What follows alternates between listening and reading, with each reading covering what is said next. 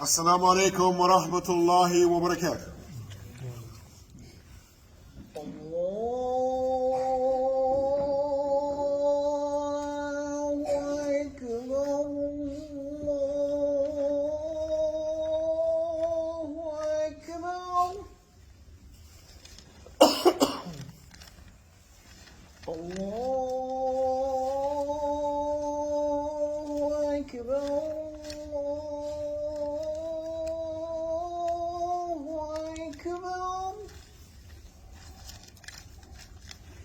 أشهد أن لا إله إلا الله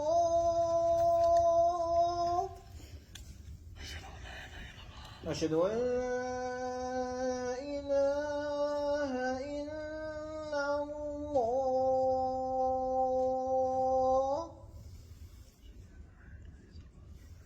أشهد أن محمدا رسول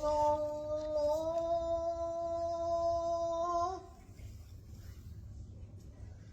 أشهد أن محمدا رسول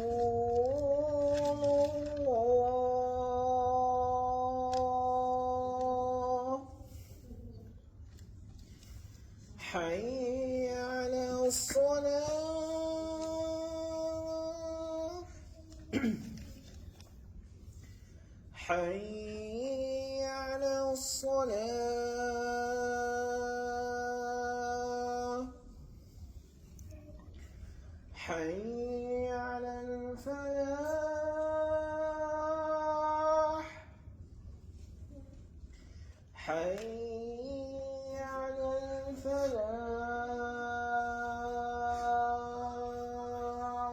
الفلاح الله أكبر الله أكبر لا إله إلا الله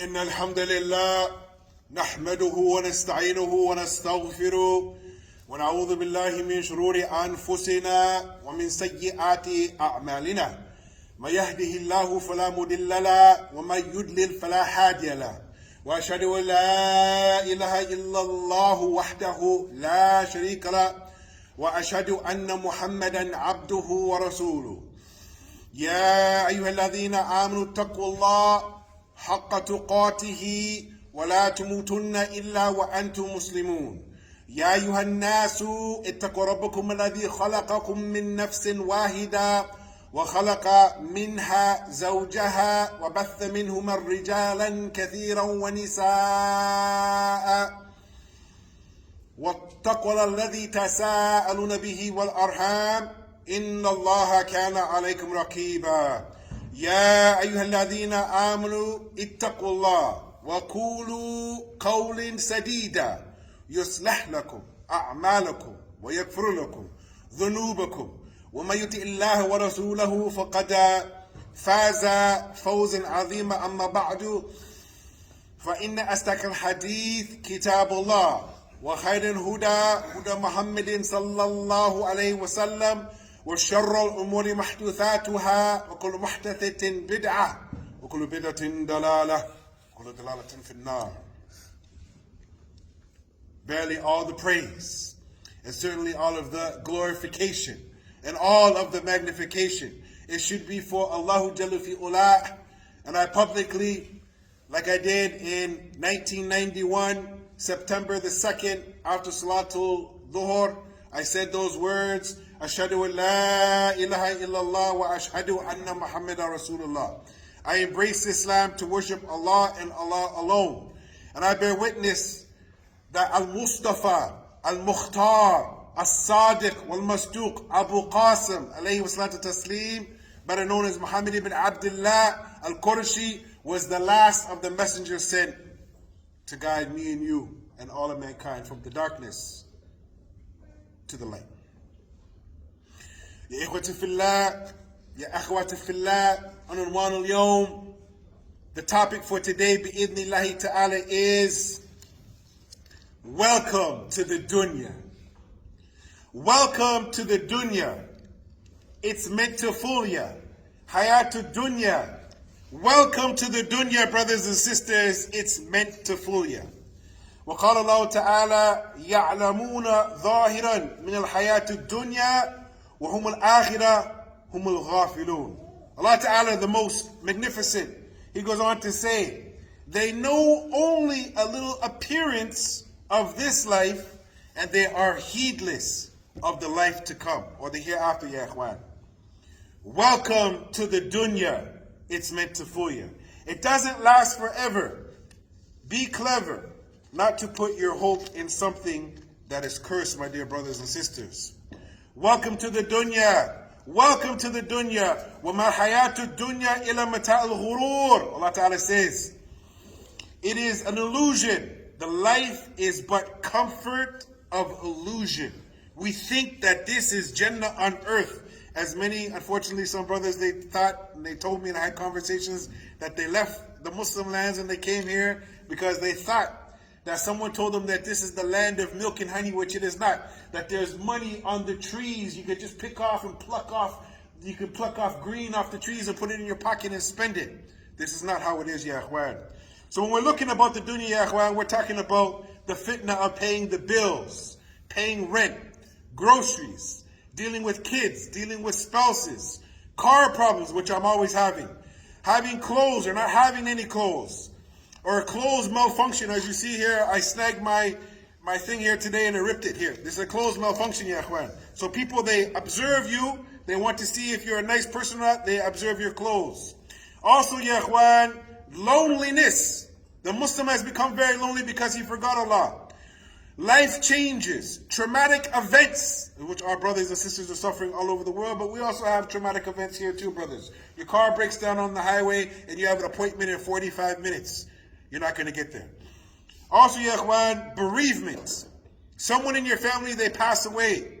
For instance, my father, he passed away and he died on kufr 5 years ago, ya ikhwan. I'm just now coming out of the depression. Financial crisis. For the youth, it's boredom, ya ikhwan. Health crises, ya ikhwan. Unfair treatment. People, they don't treat you good because maybe you're not from their qawm, you're not from their people. Confusion, not knowing to go left or right in life. Also, ya ikhwan, one of the biggest fitness in the dunya is having bad friends. People that you thought that they were your friend, but really they were your frenemies. And also massive failure. وقال الله تعالى بل تؤثرون الحياة الدنيا والآخرة خير وأبقى. Allah Ta'ala goes on to say, Rather you prefer this life of this world, while the hereafter, brothers and sisters, is everlasting and better. Welcome to the dunya.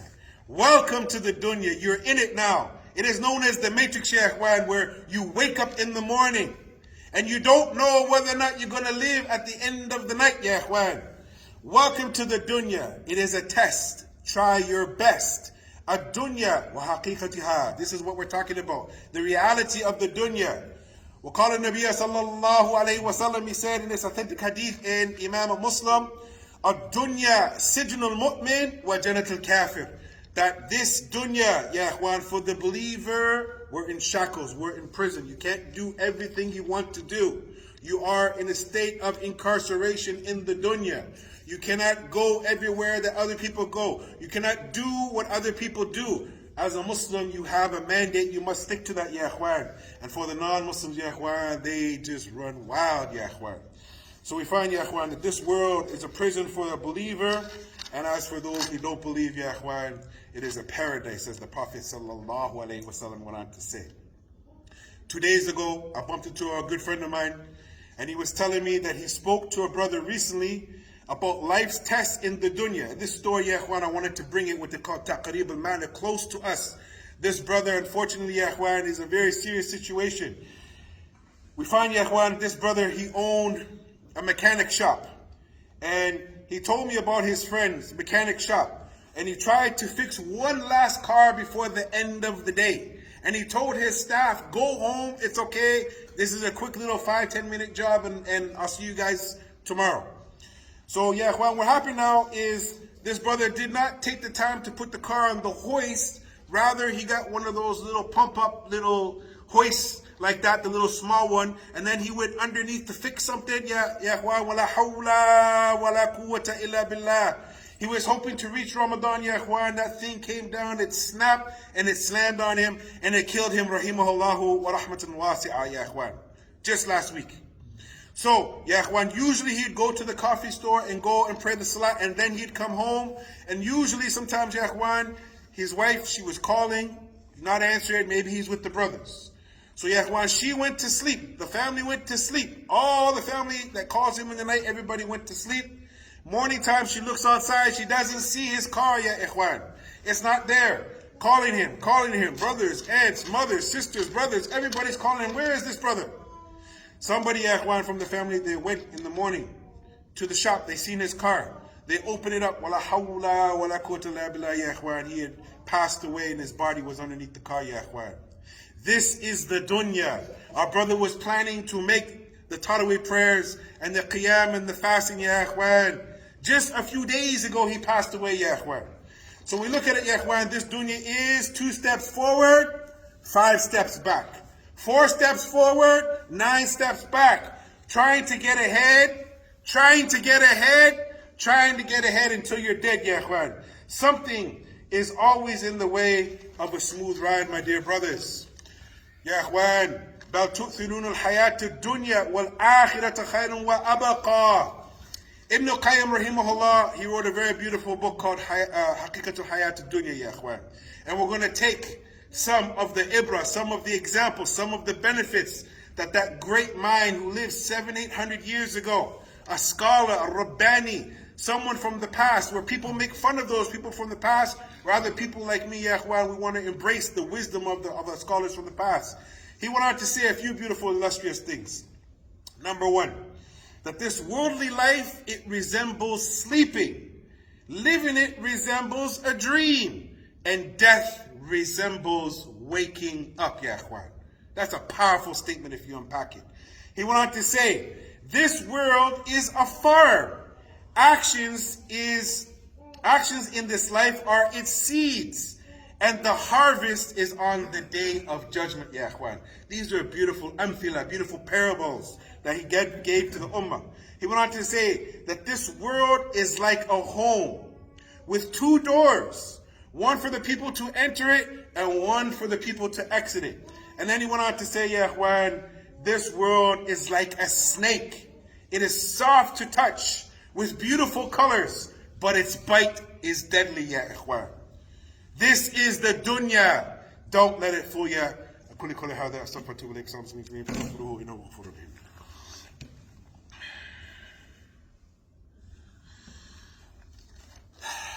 Alhamdulillah. حمدا كثيرا طيبا مباركا فيه كما يحب ربنا ويرضى. The term dunya is the present world. The term akhirah is the hereafter. You find them together, hayat dunya. The dunya in the Quran, it comes 115 times, ya ikhwan. It is the ephemeral, means that it lasts only a short time. The dunya in Arabic, it means the lowest temporary world. The dunya is often paired again, ya ikhwan, with hayat dunya, this worldly life. Fleeting, it is something that is debased and looked under. Ibn Qayyim rahimahullah, ya ikhwan, he wrote many chapters in this book. And inshallah, I thought that it would be, with the time that we have left, that we would go through one of the chapters, ya ikhwan. So please bear with me and try to understand the story. Chapter 3, the third similitude. This is a parable from Ibn Qayyim. The pleasures of this world distract its inhabitants from the hereafter. The world has pleasures and delights which distract its inhabitants from the akhirah, the afterlife. And they are followed by regret according to their ghafla, their heedlessness. This is similar to the people, he goes on to say, that who boarded a ship, and that they carried them to this island. And the navigator of the ship told them to dismount the ship to take care of their needs, while warning them not to linger and stay too long, and cautioned them that the ship would move on. Thus, they all went to various parts of the island. Some of them took care of their needs and hurried back to the ship, where they found empty spaces. Therefore, they took the most spacious, comfortable areas they desired. Some of them remained on the island looking for its flowers and amazing lights and listening to the chirping of the birds while being impressed by the rocks and the stones. Then their soul reminded them that the ship was leaving quickly.